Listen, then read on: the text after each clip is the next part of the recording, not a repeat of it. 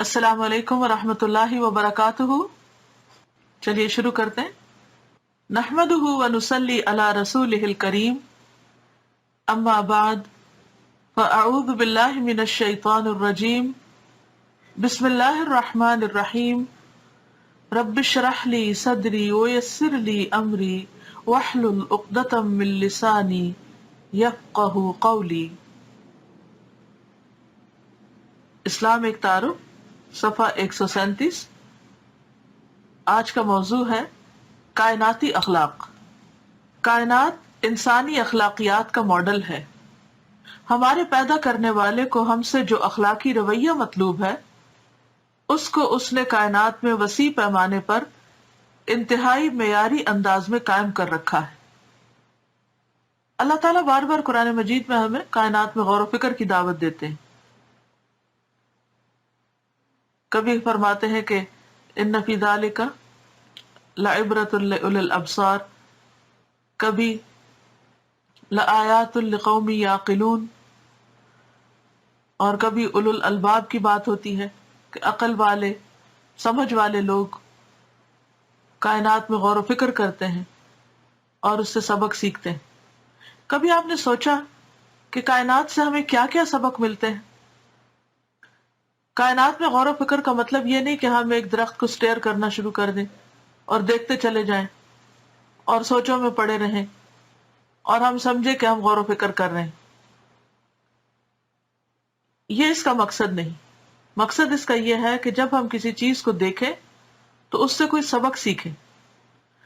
ہم یہ دیکھیں کہ وہ کیا کام کر رہی ہے۔ مثلاً آسمان کا کیا کام ہے، آسمان کا رویہ کیسا ہے، آسمان کیسا دکھائی دیتا ہے، اسے دیکھ کر ہمارے احساسات کیا ہوتے ہیں، اس کے فائدے کیا ہیں، وغیرہ وغیرہ۔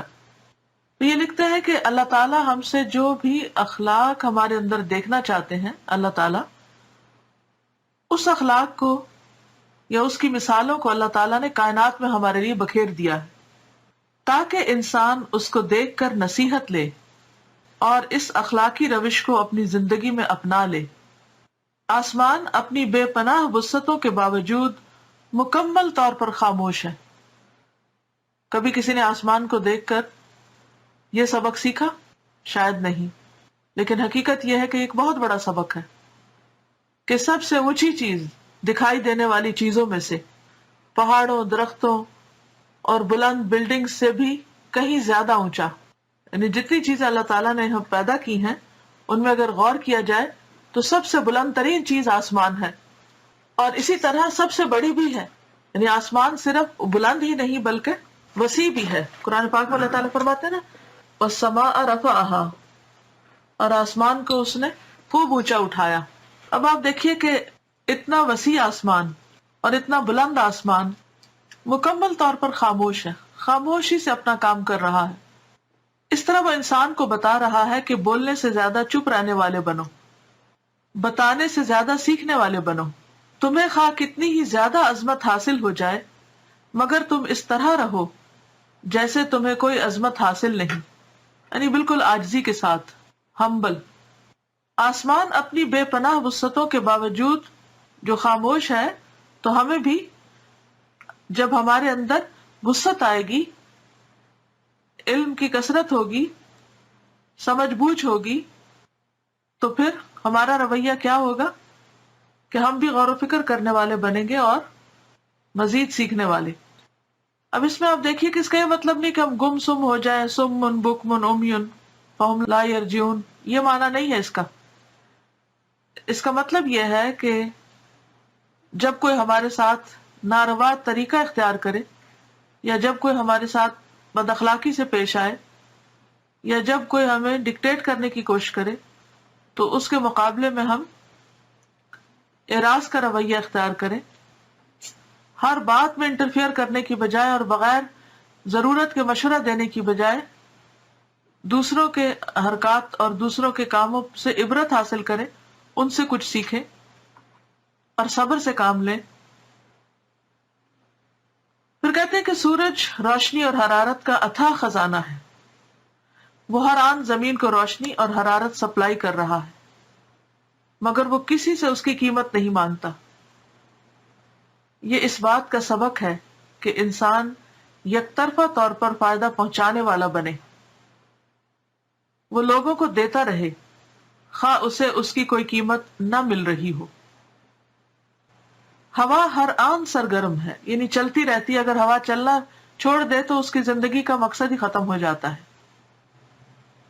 تو ہوا ہر آن سرگرم ہے، یعنی اپنا کام کر رہی ہے، وہ ہر تنگ اور کشادہ جگہ سے گزر رہی ہے۔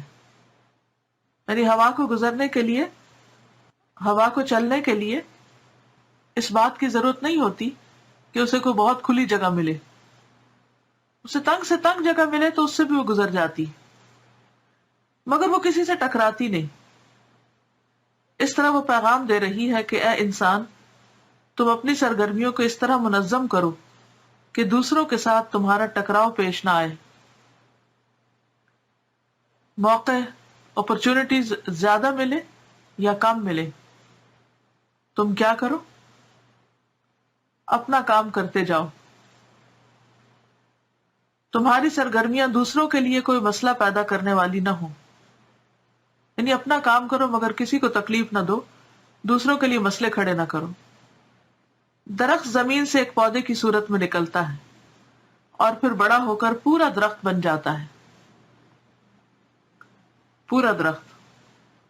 اس سے لوگوں کو سایہ، ہریالی، پھول اور پھل اور دوسری چیزیں ملتی ہیں۔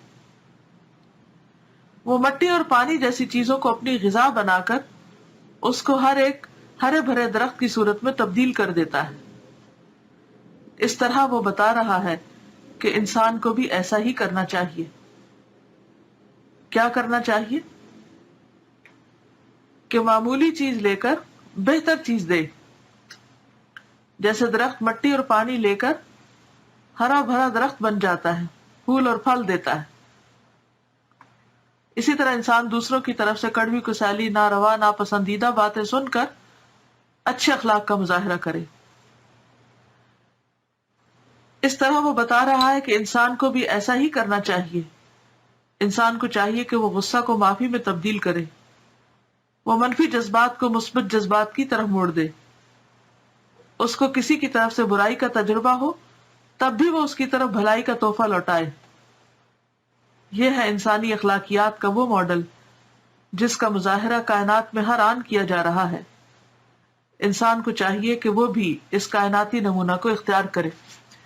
یہ تو انہوں نے مثالیں دی، اب آپ مزید مثالیں ڈھونڈیے اور ہر چیز سے مختلف طرح کے سبق حاصل کیجیے، اس سے پتہ چل جائے گا کہ آپ کے غور و فکر کا لیول کیا ہے۔ مثلاً آپ اپنی کھڑکی سے باہر جھانک کر دیکھیں، جو بھی چیزیں خاموشی سے اپنا کام کرتی نظر آئیں ان سے ایک ایک سبق لیں اور اپنے آپ کا بھی جائزہ لیں کہ میرا رویہ، میرا طریقہ، میرا اخلاق اور میرا معاملہ کیا ہے۔ تو اللہ تعالیٰ سے دعا ہے کہ اللہ ہمیں عمل کرنے والا بنائے۔ وآخر دعوانا ان الحمد للہ رب العالمین۔ سبحانک اللہم وبحمدک نشہد ان لا الہ الا انت نستغفرک ونتوب الیک۔